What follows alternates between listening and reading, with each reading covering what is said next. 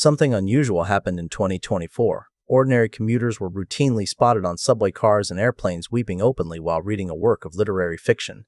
The cause of the phenomenon was James by Percival Everett. It achieved a rare crossover in publishing, winning the Pulitzer Prize while selling 1 million copies.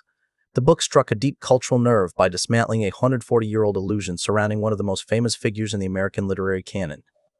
The events of the novel go beyond the page, demonstrating how a strategically maintained illusion of ignorance can be used to navigate a system built to destroy you. To understand this intervention, we have to look at the source material, Mark Twain's 1884 novel, The Adventures of Huckleberry Finn. For over a century, it has been treated as a sacred American classic. Historically, the character of Jim has been portrayed through a specific lens, as a simple-minded, superstitious man who exists primarily to facilitate the moral growth of a white boy. Percival Everett's novel re-examines every superstitious act and simplistic comment Jim ever made, suggesting they were actually parts of a calculated life-or-death performance. Granting Jim this hidden intelligence force is a complete re-evaluation of the power dynamics inherent in language and identity. This map shows the Mississippi River Valley. In Jim's world, moving south meant plunging deeper into the plantation system, a geography where the laws of property were enforced with absolute violence. To survive, Jim utilizes a mental model the novel calls the slave filter. He follows a strict rule. He must speak in a broken, grammatically simplified dialect whenever white people are within earshot. This strategy exploits a vulnerability. Enslavers' power depends on their belief in black inferiority. Failing to perform that inferiority triggers violent panic. Jim teaches this tactic to enslaved children, framing language mastery as insurance. He instructs them to appear less so they can survive. The white characters felt safe because of Jim's self-suppression. He wore this performance of inferiority as a constant, exhausting armor. Beneath that performance, Jim is highly literate. He secretly taught himself to read, using books stolen from his enslaver's library. While suffering from a fever, Jim dreams of debating the philosopher Voltaire.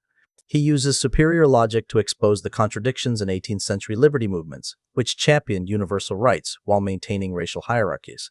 Maintaining this intellect is a high-wire act. Accidentally slipping into standard English would destroy the enslaver's worldview, an act often met with a death sentence. These stakes are literal. In the novel, Jim's friend George is executed for stealing a pencil so Jim could write. The right to record your own existence is a revolutionary act purchased in blood. Later, Jim is sold to Daniel Decatur Emmett, a real historical figure and founder of one of the first minstrel troupes.